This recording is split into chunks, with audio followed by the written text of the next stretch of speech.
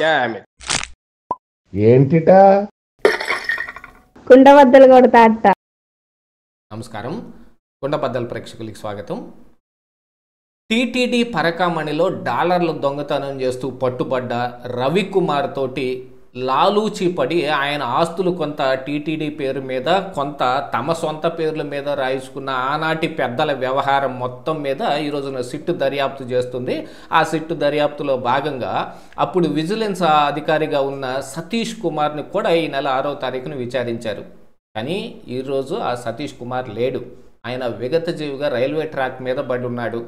ఆయన మరణం వెనుకున్న కారణాలు ఏమిటి అని ఒక్కొక్కరు ఒక్కొక్క రకంగా వర్ణిస్తూ ఉన్నప్పటికీ ఖచ్చితంగా ఇలాంటి ఒక మృతి చెందటం మూలాన ఎవరికి ఎక్కువగా లాభం ఉంటుంది అనేది ఒకసారి మనం ఈ వీడియోలో పరిశీలిద్దాం. దాంతోపాటుగా ఇలాంటి మోడస్ ఆపరండి అంటే ఈ రకంగా చేయటం మూలాన ఈ కేసుల్లోంచి తప్పించుకున్న వ్యక్తులు ఎవరైతే ఉన్నారో అలాంటి సెన్సేషనల్ కేసులు గతంలో ఏమున్నాయి, దీనికి ఎవరెవరు ఏ రకమైన మసిపూసి మారేడుకాయ చేసే ప్రయత్నాలు చేస్తూ ఉన్నారు అనేది కూడా ఈ వీడియోలో నేను మీకు పూర్తిగా వివరించే ప్రయత్నం చేస్తాను. వీడియో నచ్చితే ఖచ్చితంగా లైక్ చేయండి, ఇంకా 10 మందికి షేర్ చేయండి.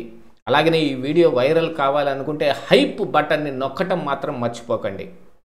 ఇక అసలు విషయానికి వస్తే, రవికుమార్ పరకామణిలో ఆయన ఉద్యోగం చేస్తూ డాలర్లు, విదేశీ డాలర్లు ఏవైతే వస్తాయో వాటిని చోరీ చేసుకుని అనాది కాలంగా ఆయన చానాళ్లుగా ఆ పని చేశాడు.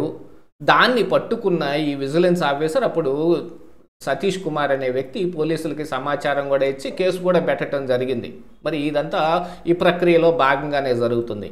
కానీ ప్రక్రియకు విరుద్ధంగా జరిగిన కొన్ని వ్యవహార శైలి మీద కూడా ఈయనతోటి ఈ రవికుమార్ తోటి ఒప్పందం కుదుర్చుకొని ఆయన మీద ఈ కేసు లేకుండా చేయటానికి, ఈ కేసులోంచి బయటపడిపోవటానికి ఆయన ఆస్తుల్ని టీటీడీ పేరు మీద ఒక కొంత భాగం అంటే చిన్న మొత్తంలో, మిగతా మొత్తం ఈ ఆనాడు ఈ కేసు వ్యవహారంలో లాలూచి చేసిన పెద్దలు ఎవరైతే ఉన్నారో వాళ్ళకి ఈ మిగతా మొత్తం బదలాయింపు చేయటం జరిగింది. ఈ వ్యవహారం మీద సిట్ ఇప్పుడు దర్యాప్తు చేస్తూ అసలు ఆ విధంగా ఎలా చేస్తారు, లాలూచి ఎలా పడి ఆ ఆస్తులు మొత్తాన్ని ఈ రకంగా సెటిల్మెంట్ చేసుకుంటారు అనే దాని మీద విచారణ చేస్తూ ఈ నెల 6వ తారీఖున నవంబర్ 6న అప్పుడు విజిలెన్స్ ఆఫీసర్గా ఉన్న సతీష్ కుమార్ను కూడా విచారించారు. ఆ విచారణ తరువాత ఇప్పుడు ఆయన రైల్వేలో పనిచేస్తూ ఉన్నాడు. రైల్వే ట్రాక్ మీద శవంలా పడి ఉన్నాడు. ఇలాగా మృతి చెందటం మూలాన ఎవరికి ఎక్కువ లాభం? ఈ సిట్టు దర్యాప్తు చేస్తున్న అధికారులకు లాభం ఉంటుందా, లేదు ఈ కేసును బయటకు తీసుకొచ్చిన వ్యక్తులకు లాభం ఉంటుందా, లేదు ఇందులో నిగ్గు తేల్చాలి అని అనుకుంటున్న ప్రభుత్వానికి లాభం ఉంటుందా, లేకపోతే ఈ కేసులో ఆ రవికుమార్ తోటి లాలూచి పడ్డ పెద్దలు ఎవరైతే ఉన్నారో వాళ్ళకి లాభం ఉంటుందా? ఒకసారి క్లియర్గా ఆలోచించుకోవాలి. గతంలో కూడా 2 సెన్సేషనల్ కేసులు, ఈ రాజకీయ ప్రేరేపితంగా జరిగిన 2 మర్డర్లు ఈ రోజును గుర్తు చేసుకుంటే, పరిటాల రవి హత్య కేసు, పరిటాల రవి హత్య కేసులో మొన్న మధ్యన అందులో ఉన్న జైల్లో ఉన్న వాళ్ళందరికీ బెయిల్ వచ్చి బయటకు వచ్చేశారు. ఇక అందులో దాదాపుగా సాక్ష్యాధారాలు మొత్తం మటుమాయం చేయబడ్డాయి. దాంతోపాటుగా ఈ సాక్షులు ఎవరైతే ఉన్నారో వాళ్ళు కూడా వరుసగా మృతి చెందుకుంటూ రావటం. పరిటాల రవిని చంపిన మొద్దుసీని చంపిన భాను, ఇక తర్వాత వరుసగా అందులో సాక్షులుగా ఉన్నవాళ్ళు వీళ్ళంతా ఈ భూమి మీద లేరు. మరి ఆ కేసు ఎలా తేలుతుంది? ఇక జీవిత కాలానికి ఆ కేసు క్లోజ్ చేయబడినట్టే. అదేవిధంగా వివేకానంద రెడ్డి హత్య కేసు కూడా తీసుకుంటే అందులో కూడా అనేక మంది మృతి, వాచ్మెన్ రంగయ్య దగ్గర నుంచి మిగతా ఇక పైనుండే వాళ్ళందరూ చివరికి ఆ రోజు జగన్మోహన్ రెడ్డి హైదరాబాద్లో బయలుదేరి ఈ వివేకానంద రెడ్డి పార్థివ దేహాన్ని చూడటానికి కారులో బయలుదేరిన కారు నడిపిన డ్రైవర్తో సహా మృతి చెందారు.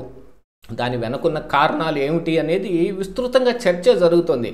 కానీ ఈ రోజున ఇంకా సునీత అనేక రకాలుగా పోరాటం చేస్తూ ఉన్నా, గూగుల్ టేక్అవుట్లు తీస్తూ ఉన్నా, ఆ విషయంలో ఈ అవినాష్ రెడ్డి కేవలం కడప ఎంపీ సీటు మోటోతోటి ఈ హత్య జరిగిందని సిబిఐ అప్పుడు దర్యాప్తు అధికారిగా ఉన్న రామ్ సింగ్ కూడా ఆ విషయాన్ని బయటకు తీసినప్పటికీ ఇంకా ఈ కేసు ఎటు తేలకుండానే ఉంది.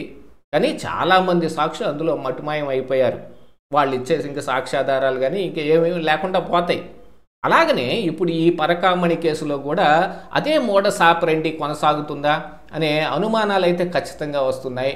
ఈ విషయాలు మొత్తాన్ని ఏ రకంగా చూడాల్సిన అవసరం ఉంది అని అంటే ఇందులో లబ్ధి చేకూరేది ఎవరికి అనేది ఖచ్చితంగా ఇక్కడ అర్థం చేసుకోవాలి.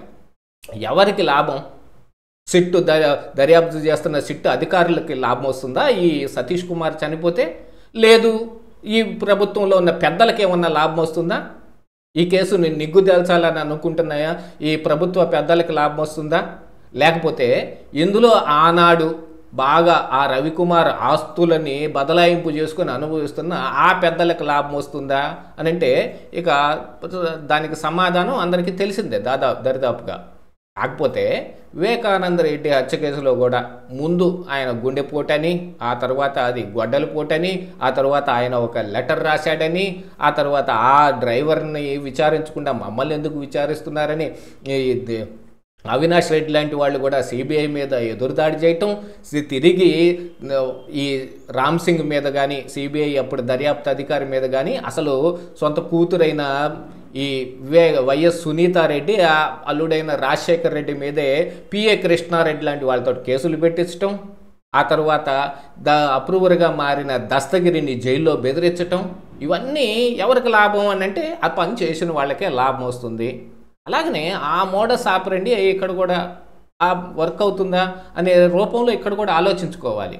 ఈ సతీష్ కుమార్ చనిపోవటం వలన ఎవరికి లాభం అనేది ఆ ఒక్క పాయింట్ మీద తీసుకుంటే యాక్చువల్గా వాళ్ళు కూడా మరొక భిన్నమైన వాదనని చూపిస్తూ ఉన్నారు. నేను దాన్ని కూడా ఇక్కడ మీకు చూపించే ప్రయత్నం చేస్తాను. సాక్షిలో వచ్చిన ఆ న్యూస్ కటింగ్ని. ఇతనే ఆ సతీష్ కుమార్. రైల్వే ట్రాక్పై టీటీడీ మాజీ ఏవీఎస్ఓ మృతదేహం.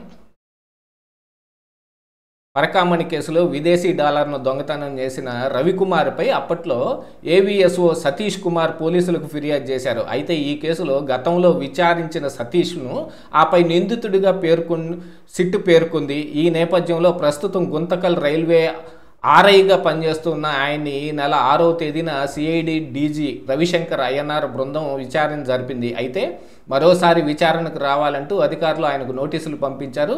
దీంతో వేధింపులు భరించలేక ఆయన ఆత్మహత్య చేసుకుని ఉంటారు అనే అనుమానాలు వ్యక్తమవుతూ ఉన్నాయి. సతీష్ను వేధించారు వైఎస్ఆర్సీపీ. సతీష్ కుమార్ మృతి అనేక అనుమానాలు ఉన్నాయని అంటున్నారు. వైఎస్ఆర్సీపీ నేత మాజీ మంత్రి సాకే శైలజానాథ్ పరకామణి కేసులో రవికుమార్ని పట్టుకున్నదే సతీష్ కుమార్, అలాంటి వ్యక్తి చనిపోవడం అనుమానాస్పదంగా ఉంది. సతీష్ మృతిపై సుప్రీంకోర్టు జడ్జితో విచారణ జరిపించాలి. ఆయన పట్టుకుందే రవికుమార్ని పట్టుకుందే సతీష్ కుమార్ అని అంటే మరి ఆ తర్వాత ఆ ఆస్తుల బదలాయింపులో ఈయనే కీలకంగా ఏమైనా ఉన్నాడా అనే కోణంలో ఆలోచించడం లేదా? అక్కడి వరకు మాత్రమే తీసుకోవాలా? ఆ తర్వాత ఆస్తులు బదలాయింపు చేసుకున్న ఈ పెద్దల సంగతి కూడా తీసుకోవాలా? ఏది ఏమైనప్పటికీ సాక్ష్యాధారాలని మటుమాయం చేసే ప్రయత్నంలో నిందితులు ఉన్నారు అనేది ఖచ్చితంగా కనపడుతుంది. మరి ఈ కేసు ఏ దరికి చేరుతుంది అనేది వేచి చూడాల్సిందే. ఇదే ఈరోజు కుండబద్దలు.